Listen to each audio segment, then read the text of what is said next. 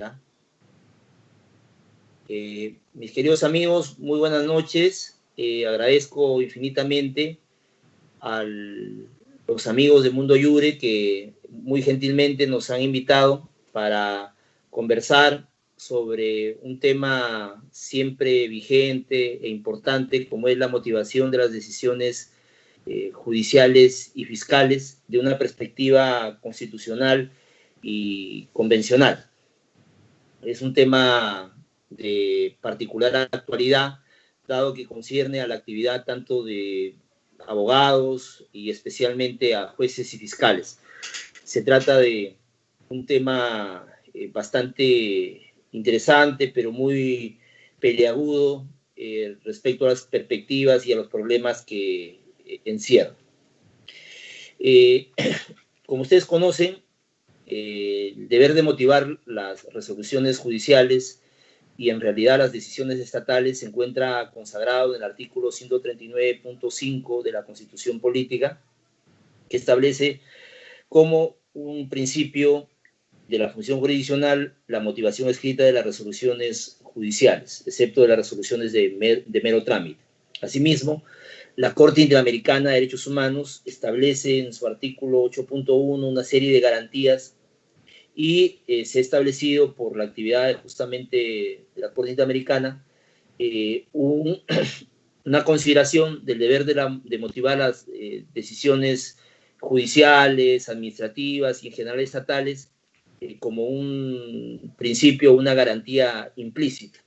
Concretamente, la motivación de las decisiones judiciales no se encuentra regulada de manera expresa dentro del catálogo de derechos que regula la Convención Americana de Derechos Humanos e incluso el Pacto Internacional de Derechos Civiles y Políticos, sino que ha sido la labor de la Corte Interamericana de Derechos Humanos quien ha llevado a desarrollar una serie de contenido convencional a este derecho humano. ¿Cuáles son las implicancias y las consecuencias de la consagración explícita o implícita, tanto en la Constitución Política del Perú o de cualquier Estado democrático, del deber de motivar las resoluciones judiciales para cada sistema jurídico? Nosotros consideramos que hay por lo menos 4 consecuencias. La primera es que posibilita que todas las normas de procedimiento de los distintos órdenes y especialidades, como puede ser el procedimiento civil, penal, laboral, comercial, etcétera, se configuren a partir del mandato constitucional de la motivación de las decisiones judiciales o estatales. En segundo lugar, determina la ilegitimidad constitucional y convencional de cualquier norma del orden jurídico de carácter procedimental que busque prescindir del deber de motivar las resoluciones judiciales. Si, por ejemplo, en un determinado procedimiento el legislador pretende prescindir del deber de motivar de las resoluciones judiciales, esa norma sería inválida desde la perspectiva constitucional, dado que ataca una garantía mínima del debido proceso.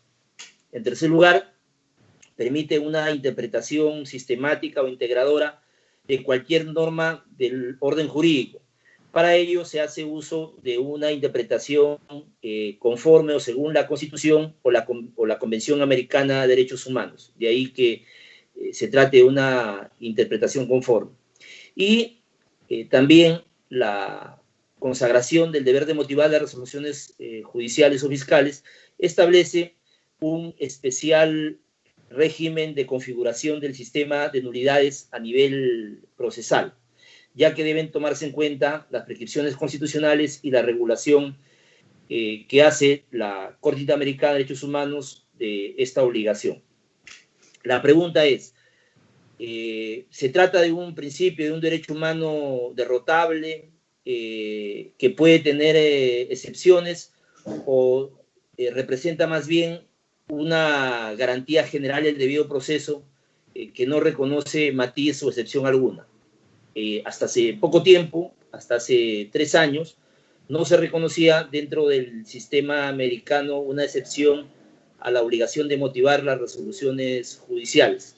Sin embargo, la Corte Interamericana a partir de la sentencia del caso BRP o BPC y otros contra Nicaragua del 8 de marzo del 2018, como también en una última sentencia del caso Rico contra Argentina del 2 de septiembre del año 2019, ha establecido la posibilidad de que las decisiones del jurado, sean absolutorias o sean condenatorias, estén exceptuadas del régimen de la motivación de las decisiones judiciales. Cuando el jurado, es decir, un grupo de ciudadanos, conoce un caso, sometido a proceso, a su conocimiento, luego de presentar todo el conjunto de medios de prueba, las alegaciones, las argumentaciones, el jurado puede decidir y no tiene ninguna obligación de motivar su fallo, su decisión. Se trata de una excepción relevante al deber de motivar las resoluciones judiciales. La pregunta es, ¿está justificado dentro de nuestro sistema tal posición? Se trata, en lo que nosotros alcanzamos a ver, de los dos únicos pronunciamientos en donde la Corte Interamericana ha analizado la problemática de las decisiones no fundamentadas o no justificadas del jurado.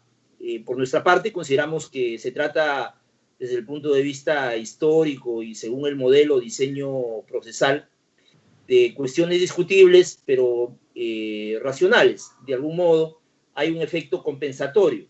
El jurado no motiva, pero como hay un grupo de ciudadanos, no especialistas en derecho, sino que se pronuncian sobre los hechos, que en número de 6, 8, 10 o 12 pueden llegar, ya sea de manera mayoritaria o unánime, a alcanzar una determinada decisión. Ya sea por argumentos persuasivos, por argumentos netamente racionales, el hecho que la alta cuota de unanimidad o mayoría puede permitir prescindir del deber de motivar. Y en cuanto a nuestro sistema regional de derechos humanos, la Corte Interamericana ha convalidado la posibilidad de que las decisiones del jurado no sean motivadas, tanto las que representan absoluciones, como en el caso BRP contra Nicaragua, como las que representan condenas o fallos que tienen que ver con derechos fundamentales, y no solo en el ámbito criminal. Para ello se ha hecho eco de las decisiones del Tribunal Europeo de Derechos Humanos, que en un conjunto de casos de diversos estados europeos, el Tribunal Europeo ha convalidado la posibilidad de excepcionar el deber de motivar las resoluciones estatales. ¿Cuál es la definición de motivación? Motivar es justificar, es brindar buenas razones y que éstas sean suficientes para resolver el caso o el problema concreto que se presenta a una autoridad judicial, administrativa o de otro orden dentro de un Estado. Se distingue entre justificar y explicar.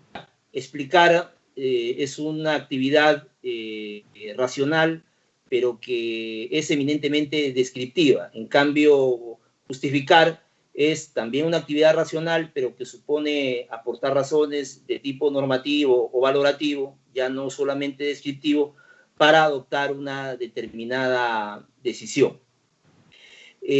Creo que de la mano de la doctrina, como también de la jurisprudencia comparada y que ha sido acogida en nuestro Tribunal Constitucional en algunos fallos muy concretos, muy específicos, se debe distinguir entre lo que es el deber o el derecho de motivar las resoluciones judiciales o fiscales del derecho a obtener una resolución fundada en el ordenamiento jurídico o en derecho.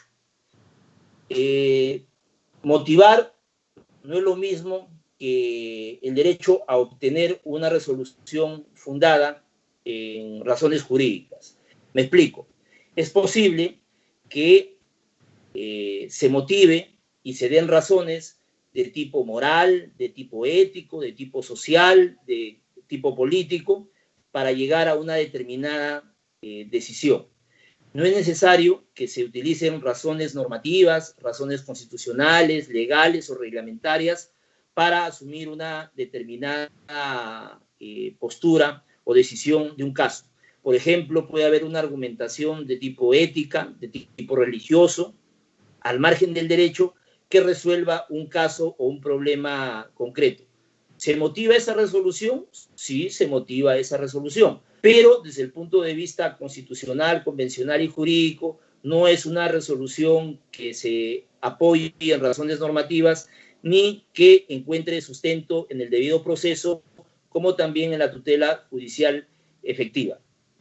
El derecho humano o el derecho fundamental que tiene que ver con la aportación o la entrega de buenas razones en la solución de un caso, no tanto se identifica como el derecho de motivar las resoluciones judiciales o fiscales o de cualquier otro orden, sino como el derecho de obtener una resolución fundada en el ordenamiento jurídico. Esto supone, en buena cuenta, prescindir primero de una serie de criterios extrajurídicos que pueden ayudar a solucionar un caso, o que de hecho lo solucionan, pero que están al margen del derecho vigente y que por tanto no se apoya en razones válidas para su correcta solución desde el punto de vista normativo, constitucional o jurídico. Por ejemplo, se repudia que se utilicen criterios meramente sociales, morales, políticos o de otro orden. No basta una argumentación moral, no basta una argumentación ética. Asimismo, se desecha, como parte del derecho a obtener una resolución fundada en derecho, la aplicación de normas derogadas, de normas incompatibles con la Constitución o de normas impertinentes que no tienen que ver de manera directa con la solución de un caso. Por esta razón, en realidad, no solo se debe aspirar a obtener una resolución motivada o justificada, sino que esta resolución motivada y justificada debe fundarse en el derecho, en el ordenamiento jurídico, en normas de carácter legal, de carácter constitucional, de carácter convencional o de carácter reglamentario. Por esa razón se sostiene que la decisión fundada en derecho debe apoyarse en razones jurídicas, válidas y pertinentes, ¿no? O vigentes, si ustedes quieren.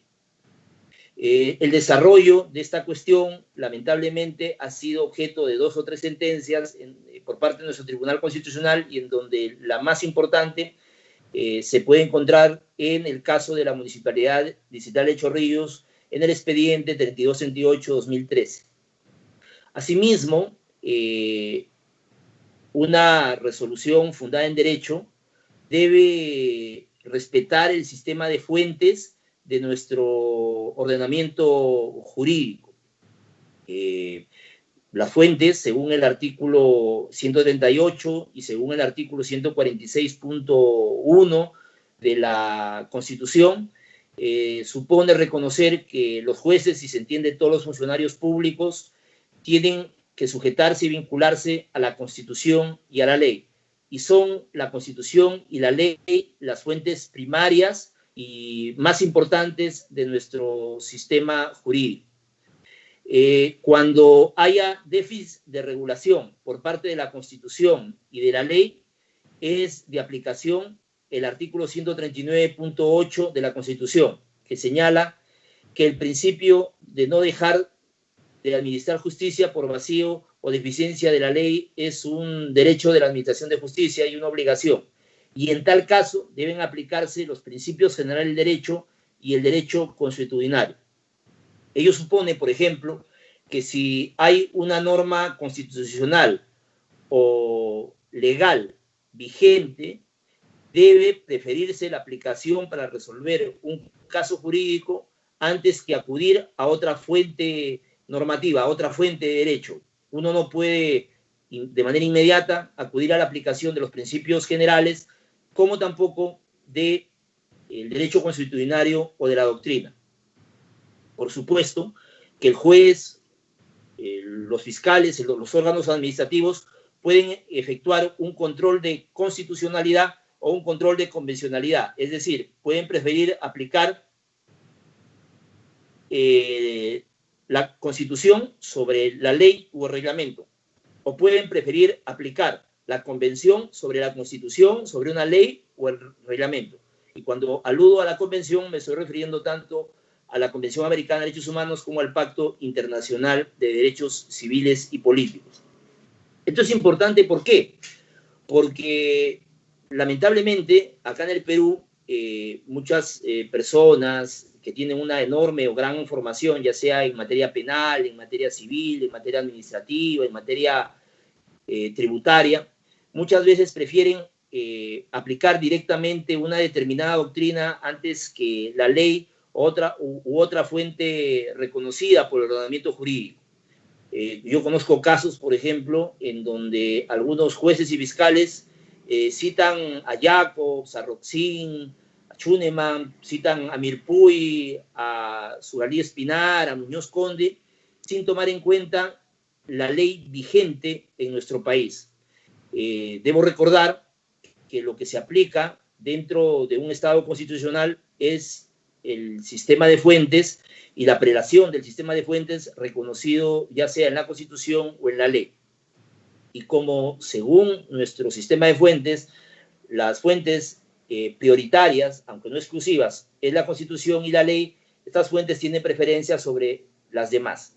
De tal manera que, por ejemplo, si un juez o fiscal para solucionar o resolver un caso que conoce acude a aplicar un precedente nacional o extranjero o aplica una doctrina, dejando de lado la aplicación de una ley vigente, no declarada inconstitucional y pertinente al caso, dicho acto representa un acto arbitrario que puede ser controlado en la vía constitucional, tal como ocurrió en un caso famoso que se ha difundido mucho dentro de los que más o menos tratamos de vincularnos a la argumentación jurídica, como es el expediente 055-2008 del caso del Consorcio Minero S.A., del Fundamento 9, en el que unos jueces de Huancayo, una sala civil, utilizó una cita de Alsina para resolver una controversia dentro de un proceso civil, sin advertir que la posición de Alsina era completamente contraria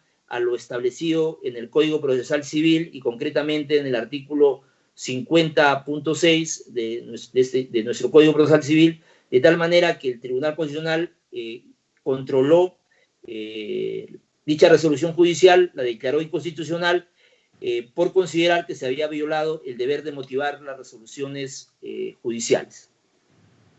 Otro punto interesante es determinar el alcance del deber de motivar.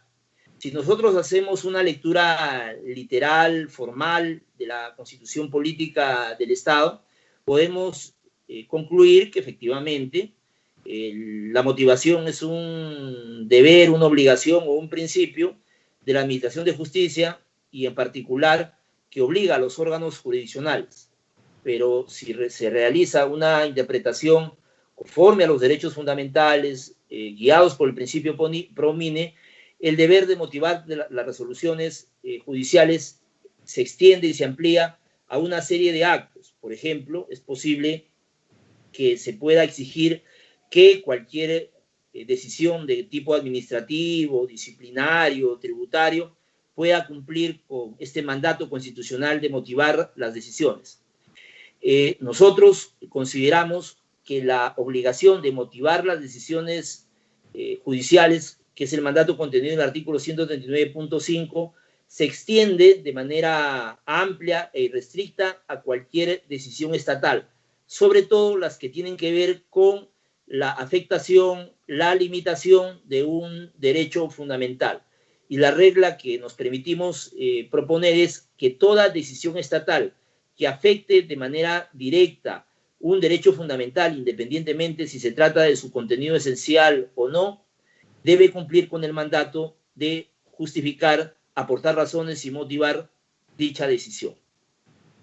El Tribunal Constitucional peruano ha seguido esta postura porque ha considerado que diversas decisiones de órganos administrativos o no jurisdiccionales cumplan con dicho mandato.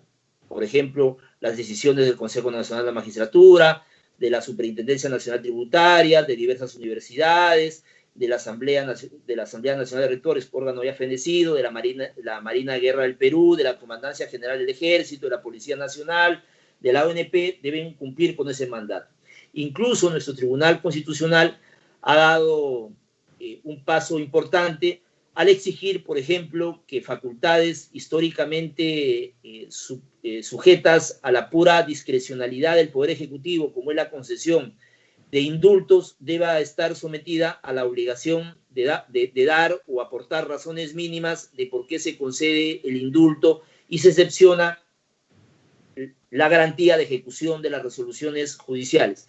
Está por demás citar el caso Crucilla Torres, Jailía Guapara, etc. Incluso el Tribunal Constitucional tiene una resolución en donde sugiere que incluso las leyes de cualquier tipo, laborales, penales, deberían ser justificadas o motivadas. Entonces tenemos, mis queridos amigos, que el deber de motivar las resoluciones estatales es mucho más amplia y tiene un alcance mucho más rico y extenso que limitarse únicamente a las resoluciones judiciales. También las resoluciones tributarias, disciplinarias, administrativas y fiscales tienen la obligación de cumplir con ese mandato constitucional. Tal es así que, por ejemplo, el artículo 62.4 del Código Procesal Penal peruano y el artículo 122.5 del Código Procesal Penal establecen que los requerimientos y las disposiciones que dicta el Ministerio Público deben cumplir con el mandato de motivación, y las mismas deben ser autosuficientes, es decir, bastarse a sí mismas y no debe remitirse a otras decisiones del mismo Ministerio Público o de los órganos jurisdiccionales. ¿Cuál es la principal consecuencia de la consagración constitucional o convencional del deber de motivar las resoluciones judiciales? La principal consecuencia es justamente, como decíamos al inicio, que se incumple con dicho mandato, con esta garantía mínima del debido proceso, la tutela judicial de efectiva, ese acto deviene en irremediablemente nulo. Uno de los temas más interesantes de mi perspectiva y en los que debería profundizarse y discutirse en el ambiente académico, como también en los foros judiciales, fiscales o dogmáticos, es analizar las funciones que cumple y tiene el deber de motivar las resoluciones judiciales. De manera canónica o de manera elemental, hemos considerado conveniente mantener la posición que estima que dos son las funciones más importantes del deber de motivar las resoluciones estatales. Primero, la función extraprocesal y la función endoprocesal. La primera razón que deriva de la función extraprocesal de la motivación es el servir de fundamento democrático. ¿Qué supone? Supone conectar de manera necesaria, de manera obligatoria, el deber de motivar las resoluciones judiciales con la legitimidad del poder que realizan las autoridades judiciales, fiscales o estatales. Cuando se emite una sentencia, una resolución judicial, una disposición fiscal, un requerimiento fiscal, se está haciendo uso de un poder estatal. Y ese poder estatal en una democracia supone el dar razones, el dar cuenta, el que se legitime externa e internamente, justamente el cumplimiento del deber de las resoluciones judiciales, el deber de motivar, supone la necesidad y la obligación de que se expliciten, de que se expresen y se aporten buenas razones de por qué se llega a una determinada decisión. Es indispensable, por tanto, que desde el punto de vista democrático haya un control del poder, y ese control del poder es justamente el que se ejerce sobre el funcionario público que dicta una determinada resolución. Ese control del poder se apoya en que, según el artículo 43 de nuestra Constitución, nosotros tenemos un modelo de Estado republicano, democrático y un Estado social. Y cualquier modelo republicano de gobierno obliga a que todas las autoridades puedan rendir cuentas y en este caso dar razones de por qué se asume una determinada decisión y no otra. En una democracia constitucional, el aspecto más importante, además de la alternancia democrática, de las elecciones periódicas que se realizan, es justamente el someter a todo poder público a un control por parte de los demás poderes, en este caso del Poder Judicial o de la justicia constitucional. Hay una frase, por ejemplo, muy importante que señaló un filósofo del derecho hace muchos años, Bergols, que dice: los jueces tienen que justificar el uso de su poder y la obligación de declarar las razones limita ese poder. La idea central acá es que toda decisión estatal, al margen si es judicial, fiscal o de cualquier orden, debe estar sometida a controles institucionales dentro del propio órgano o externas con el ejercicio de la jurisdicción, o también debe estar sometida a controles desformalizados o no institucionales, como por ejemplo la crítica de las resoluciones judiciales o el cuestionamiento que se puede llevar a cabo de determinadas decisiones y de la fundamentación de las mismas en los medios de comunicación, en las aulas universitarias o en artículos de revistas. Parte del ejercicio y el control democrático del poder supone la responsabilidad, es decir, un funcionario, fiscal, juez, funcionario público en general, que dicta una resolución que no cumple con determinados requisitos, puede cometer e incurrir en determinadas responsabilidades. Incluso, si se trata de juez o fiscal, podría cometer el delito de prevaricato. Como ustedes conocen, el delito de prevaricato, que se encuentra regulado en el artículo 418 del Código Penal, reconoce 4 modalidades típicas.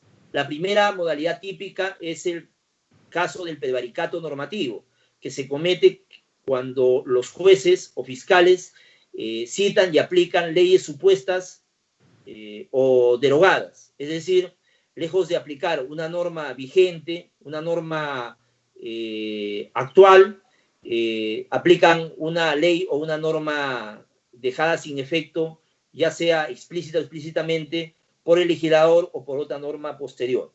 La segunda forma de prevaricato que se conoce en nuestro ordenamiento jurídico, en el artículo 418, es el prevaricato interpretativo, que se comete cuando el juez o fiscal dicta una disposición o una resolución manifiestamente contraria al texto expreso y claro de la ley. Asimismo, la tercera modalidad de prevaricato es el prevaricato fáctico, que se presenta cuando se alegan o sostienen hechos falsos en el dictamen fiscal o en el dictamen o en la resolución judicial. Y finalmente tenemos el caso del prevaricato probatorio, cuando el juez o fiscal citan pruebas, elementos de convicción inexistentes, ¿no? Citan un determinado testimonio cuando el supuesto testigo nunca declaró, o citan una pericia inexistente, o cuando hacen decir al perito o al testigo afirmaciones que nunca realizó. El prevaricato es importante porque todo ejercicio de poder genera responsabilidades y genera consecuencias a todo poder establecido. Si un juez, un fiscal, en su razonamiento que sostiene en una resolución judicial o en un dictamen, en un requerimiento, en una disposición, cita normas derogadas, interpreta de manera extravagante la ley o cita hechos falsos, pues definitivamente comete el delito de prevaricato. Y el control democrático, como parte de la función procesal de la motivación, tiene que ver con el ejercicio adecuado de los límites del de las facultades y competencias constitucionales dadas a un poder público. Asimismo, el control del poder propio de la función extraprocesal de la motivación obliga a que los actos sean publicitados y sean conocidos por las personas. Esto es muy importante, mis queridos amigos, porque solamente un poder cuyos actos se difunden, se transparentan, se conocen y se divulgan, puede ser un poder no solamente legítimo, sino que genera predictibilidad, previsibilidad y con ello seguridad jurídica. Es importante que en todo Estado constitucional todas las decisiones estatales, o por lo menos las más importantes, se publiquen. Por ejemplo, es indispensable que las sentencias del Tribunal Constitucional se conozcan, ya sea publicándolas en el Diario Oficial del Peruano, en la página web del Tribunal Constitucional, igual que todas las resoluciones del Poder Judicial. Es decir, los litigantes tienen derecho, los ciudadanos, no los litigantes, a conocer cómo resuelven los casos los jueces de las diversas instancias o los órganos del sistema de justicia. Esto es importante, ¿por qué? Yo soy un convencido que más importante que el respeto al precedente vertical, es decir, a lo que dice la Corte Suprema a través de los acuerdos plenarios o los precedentes vinculantes, es necesario tomar en cuenta el autoprecedente, es decir, cómo resolvió, de qué manera y cuáles son las razones que dio un determinado órgano jurisdiccional o fiscal cuando resolvió un caso semejante a otro caso que va a resolver o que está pendiente de solución. Es indispensable que el principio del respeto a la igualdad ante la ley se manifieste de manera paradigmática en que todos los casos deben tener un tratamiento semejante. Mejor dicho, se tiene que abandonar la justicia del CADI o el particularismo. Cada caso yo lo resuelvo como me viene en gana. No. En un Estado constitucional es indispensable justamente que se conozcan cuáles son las decisiones anteriores de un tribunal fiscal, administrativo, judicial, del Ministerio Público, en casos semejantes. Por ejemplo, en muchos países, en España, Alemania, Italia, Estados Unidos, y en particularmente en nuestro sistema jurídico, sin que se aborde las posiciones de la common law, los jueces, los fiscales, los abogados, normalmente citan los precedentes del propio tribunal. Es decir, dicen, señor juez, señor fiscal, usted resolvió este caso de tal manera y le pido que por coherencia del órgano y de su persona que dictó dichos pronunciamientos tengan la misma posición. Por supuesto, el juez y fiscal tiene todo el derecho de cambiar su posición, pero el ordenamiento jurídico y la argumentación jurídica le obliga a que si quiere cambiar su posición, brinde razones adicionales que le permitan llegar a conclusiones distintas u opuestas. Puede cambiar de opinión, pero tiene que justificarlo de modo mucho más intenso. Para no cansarlos mucho, mis queridos amigos, el tema más importante. ¿Cuándo estamos frente a una motivación constitucional y una motivación convencionalmente suficiente o legítima? Nosotros, para no dar una explicación muy amplia, tenemos un tiempo limitado, consideramos que debe haber en una resolución judicial o en un requerimiento o disposición fiscal el cumplimiento de por lo menos 4 requisitos. Debe respetarse el principio de legalidad, debe haber un abordaje de los problemas jurídicos del caso, del proceso en sí, y debe haber, en tercer lugar, una fijación y una solución de los puntos controvertidos.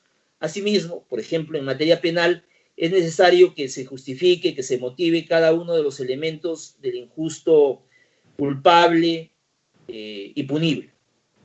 Esto, en buena cuenta, ¿qué supone? Cuando uno motiva, no solamente tiene que dar razones jurídicas, constitucionales, sino que como está aplicando la ley, no la voluntad del juez o el fiscal, no se trata de un autoritarismo judicial o fiscal o de cualquier funcionario del Estado, debe aplicar la ley. Y la ley, para imponer una determinada consecuencia o legitimar un determinado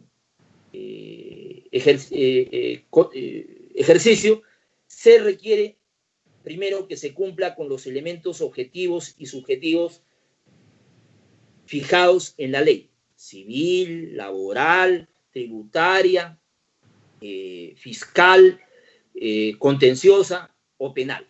El principio de legalidad debe cumplirse en todos sus elementos configuradores, no debe faltar uno solo.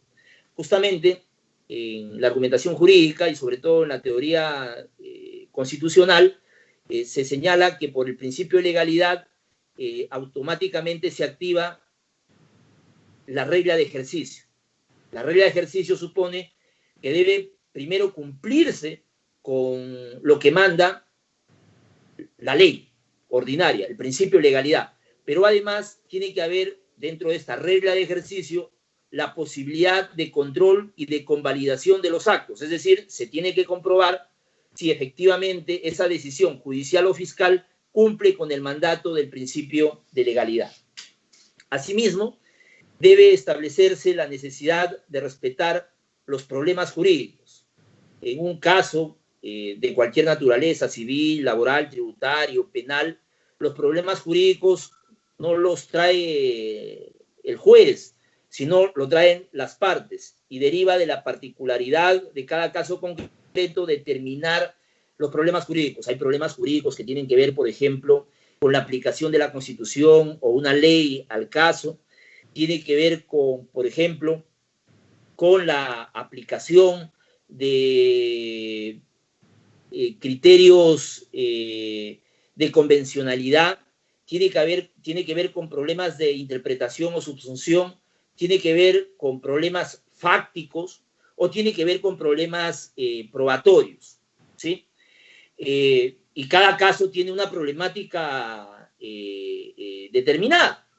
Y es muy importante que las partes y el juez determine muy bien cuál es el problema jurídico. ¿Es un problema normativo? ¿Es un problema fáctico?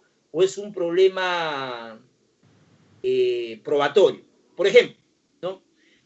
En un proceso penal se discute un delito de violación sexual.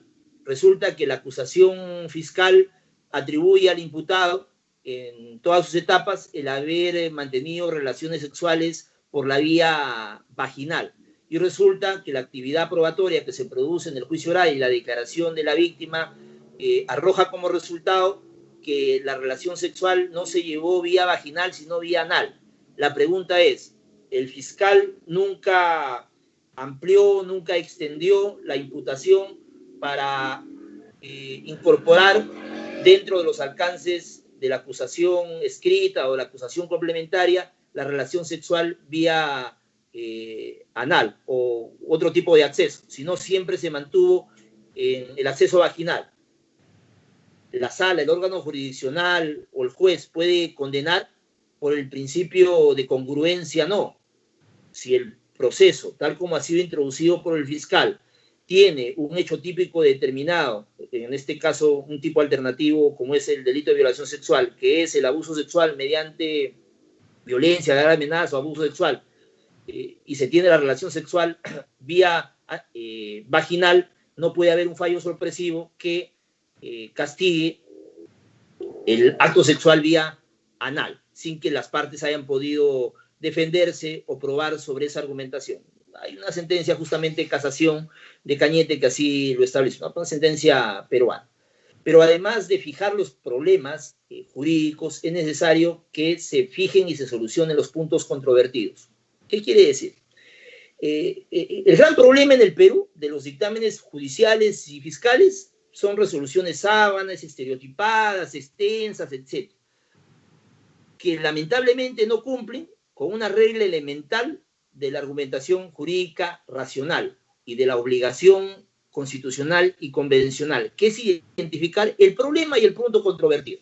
Por ejemplo, puede haber un problema jurídico. El problema puede ser de tipo probatorio, pero el punto controvertido puede ser la discusión acerca de la credibilidad de la declaración de la víctima.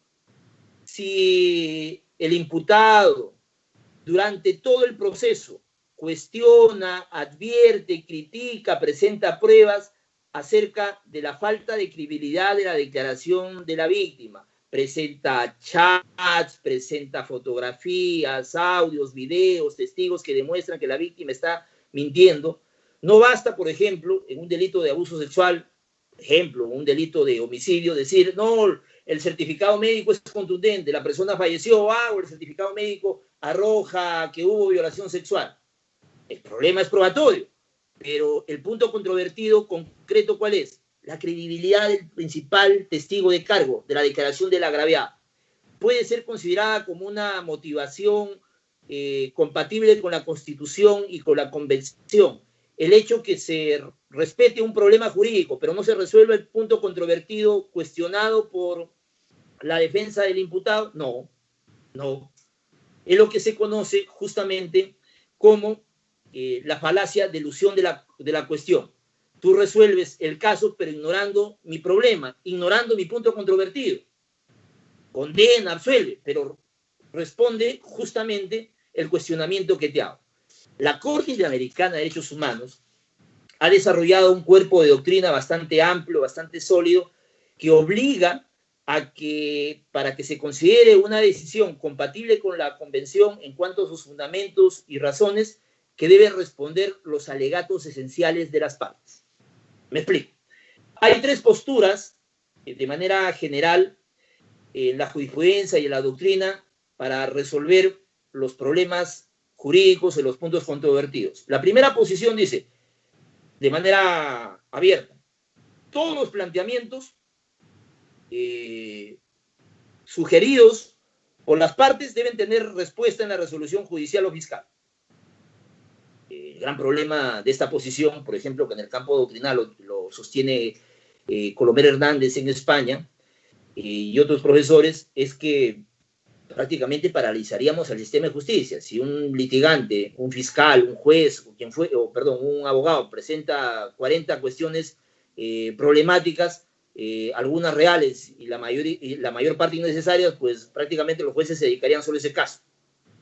La segunda posición, que es la asumida en gran parte de la jurisprudencia constitucional, la cual debe cambiar para que sea compatible con la Convención Americana de Derechos Humanos y con la jurisprudencia de la Corte Interamericana, es el que considera, no es necesario responder a las alegaciones de las partes y basta que se aplique el derecho de manera directa y específica. Porque, por último, lo que se requiere es resolver un problema. Y el problema lo determina el juez con su sentencia. Esa es la posición canónica y hasta ahora vigente del Tribunal Constitucional. Sin embargo, la Corte Interamericana de Derechos Humanos, desde el caso Apitz Barber, Reverendo Trujillo, el caso Rico contra Argentina, en más de 30 resoluciones, cuando menos desde el año 2008 a la fecha, ha establecido la doctrina que por lo menos la resolución judicial, fiscal o de otro tipo debe dar respuesta a las alegaciones esenciales, ¿se entiende?, objetivas de las partes. ¿Esto qué quiere decir? Que los jueces y fiscales o cualquier autoridad estatal no está en la obligación de responder todas las alegaciones, pero sí las más importantes, que tengan que ver con el problema jurídico y con el punto controvertido. Toda decisión judicial o fiscal o de otra naturaleza que no responde las alegaciones esenciales de la parte es una motivación inconstitucional, no convencional, por falta de suficiencia o, si ustedes quieren, por ser aparente. Aparente no por falta de argumentos, sino porque elude el abordaje de la cuestión problemática o del punto controvertido planteado. Desde el punto de vista racional y constitucional, la jurisdicción, los jueces y fiscales existen porque tienen que resolver casos, pero tienen que resolver casos no como se les da la gana, no como se les parece, no por un ejercicio del poder automático. Yo soy juez y hago lo que quiero, yo soy fiscal y discúlpame, yo tengo mi cinta blanca. No, tiene que responder a razones constitucionales y sobre todo convencionales, y debe articular y debe dar respuesta a los planteamientos esenciales. Asimismo, tiene que cuestionarse y tiene que responderse a todos los elementos objetivos y subjetivos del tipo. ¿Qué pasa? Nosotros vemos, lamentablemente, muchas sentencias del Poder Judicial de los diversos niveles que son sometidos a control constitucional porque en el campo penal, por ejemplo, hay acusaciones, hay imputaciones, formalización de investigación preparatoria o sentencias que no cumplen con justificar todos los elementos del tipo objetivo y subjetivo. Por ejemplo, en el caso de los tipos mixtos alternativos, caso del robo, la extorsión, la violación sexual, el cohecho en cualquiera de sus modalidades, o también el tráfico de influencias, o la falsificación de documentos, etcétera, donde se sanciona el que adultera o crea un documento falso, y hay además el uso de documento falso, además de la creación o adulteración. Hay también la sanción a documento público, que tiene una distinta penología al uso del documento privado. Pues es indispensable que se prueben y se justifique cada elemento del tipo penal en materia penal. Solo así estaremos frente a una motivación suficiente. Sobre todo la última problemática, nosotros lo hemos tratado de analizar un libro de pronta publicación, que lo hemos anunciado justamente en las redes sociales, que se llama El derecho de las partes a influir en las decisiones estatales. ¿Por qué? Porque parte del control democrático es que las autoridades estatales, jueces, fiscales u otras autoridades, otros funcionarios, debatan y dialoguen democráticamente mediante razones respecto no solo a las pretensiones, sino a los argumentos esenciales que las partes llevan al proceso, al procedimiento, a la investigación, al recurso administrativo o de otra índole. Y lo que no puede haber es ignorancia, lo que no puede haber es indiferencia, o lo que no puede haber es justamente, ¿sabes qué? Esto me parece y esto lo decido de esta manera.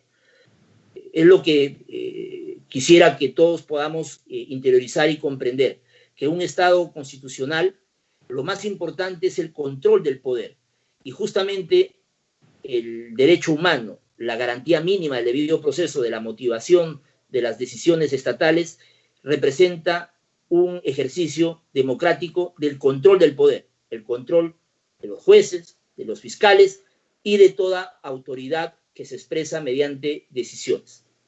Yo les agradezco infinitamente el tiempo que han tenido y que me han dispensado, y si hubiera alguna pregunta, pues encantado de absolverlo. Muchas gracias.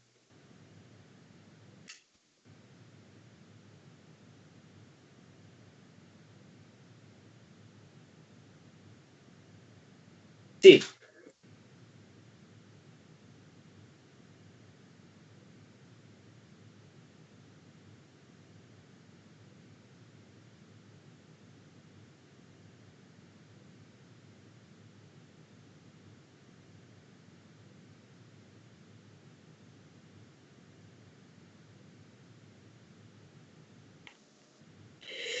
A ver, la pregunta que se me hace es, ¿qué pasa cuando las autoridades del Ministerio Público, sobre todo los fiscales provinciales,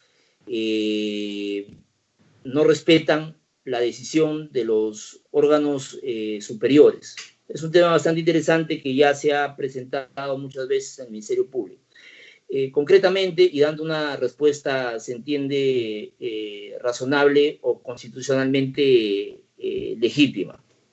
Nosotros consideramos que los fiscales deben cumplir con las disposiciones superiores, pero no pueden cumplir con resoluciones superiores ilegales o contrarias a la Constitución o a la Convención Americana de Derechos Humanos.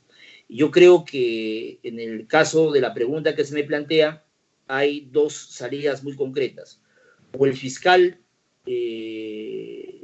provincial, cuya resolución ha sido revocada mediante queja o el recurso correspondiente por el fiscal superior, no está de acuerdo y no cree conveniente cumplir con la disposición del fiscal superior, pues puede pedir una aclaración o una precisión, ¿sí?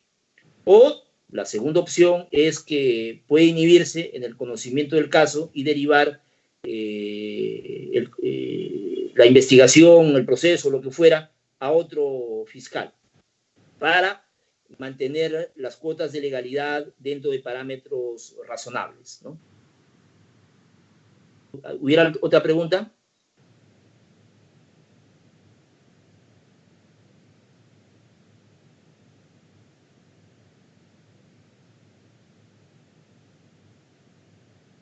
¿Ya?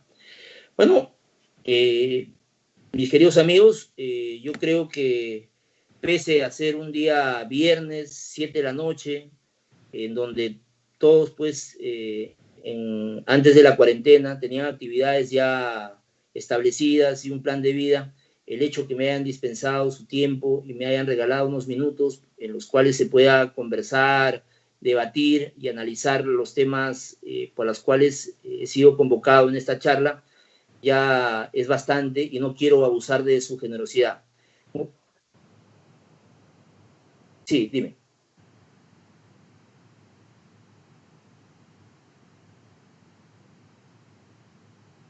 Bueno, en principio, la prisión preventiva constitucionalmente legítima tiene que responder a tres parámetros. El primer requisito y la primera exigencia es que debe cumplirse con todas las garantías mínimas del debido proceso, en especial el principio de imputación detallada.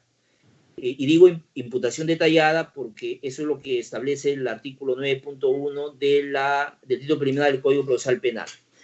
Es indispensable que la persona a quien se le requiere prisión preventiva u otra medida cautelar deba saber y deba conocer de manera puntual y concreta los cargos que pesan en contra suya. En segundo lugar, debe cumplirse con acreditar todos y cada uno de los elementos del tipo penal. Yo lamentablemente, no como abogado defensor, sino como lector asiduo de jurisprudencia peruana, de toda clase y rango, me he encontrado con la sorpresa que muchos dictámenes, requerimientos fiscales de prisión preventiva, como también resoluciones judiciales de prisión preventiva, no se cumple con los alcances del principio de legalidad. Es decir, no se prueba, por ejemplo, en un delito contra la administración pública, el medio corruptor, en un delito de violación sexual, artículo 170, no se prueba, por ejemplo, la grave amenaza, se prueba la violación, el acto sexual, pero no el medio típico. Igual en el delito de extorsión. Y en tercer lugar, tiene que haber una respuesta razonada en las resoluciones, en los autos de prisiones preventivas, sobre todo los que declaran fundada, de los argumentos principales de la defensa, tal como lo ha establecido el Tribunal Constitucional en el caso Nadine Heredia, pero que es doctrina absolutamente consolidada de la Corte Interamericana de Derechos Humanos.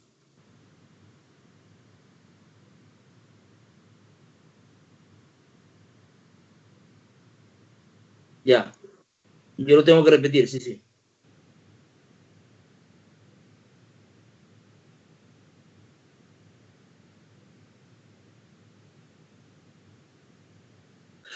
Bueno, el artículo 139.5 de la Constitución establece justamente que los decretos no se motivan, ¿sí? Los autos judiciales y las sentencias tienen que ser expresamente motivadas. Ningún decreto debe cumplir con un mandato que ni la Constitución ni la ley impone, como es la motivación. Los decretos es para proveer y acelerar la actividad judicial.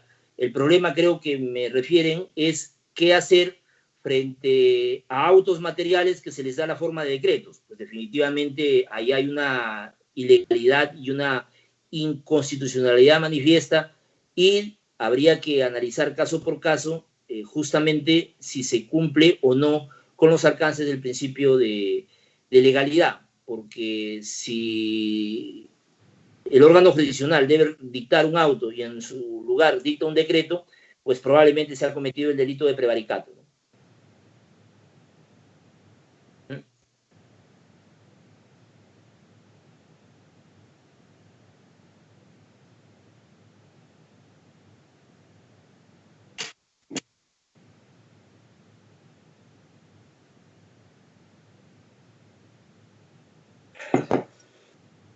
No, pero yo conozco una multitud, más de 100 sentencias condenatorias por prevaricato a los jueces. Es más, tengo en mis archivos cerca de 600 páginas de sentencias, tanto condenatorias o absolutorias, sobre el delito de prevaricato.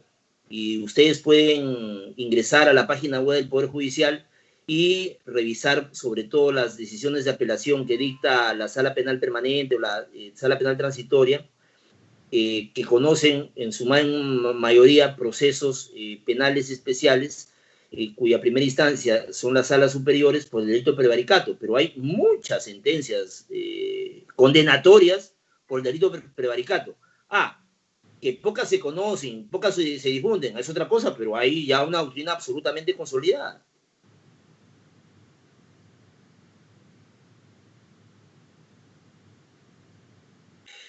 Mis queridos amigos de Mundo Iure, agradezco la invitación siempre generosa, siempre abierta de parte suya, y espero no, como digo, abusar de su tiempo y de su confianza. Hemos tratado de mantener la charla dentro de parámetros temporales razonables, y les agradezco infinitamente su disposición y su generosidad. Muchas gracias y hasta pronto.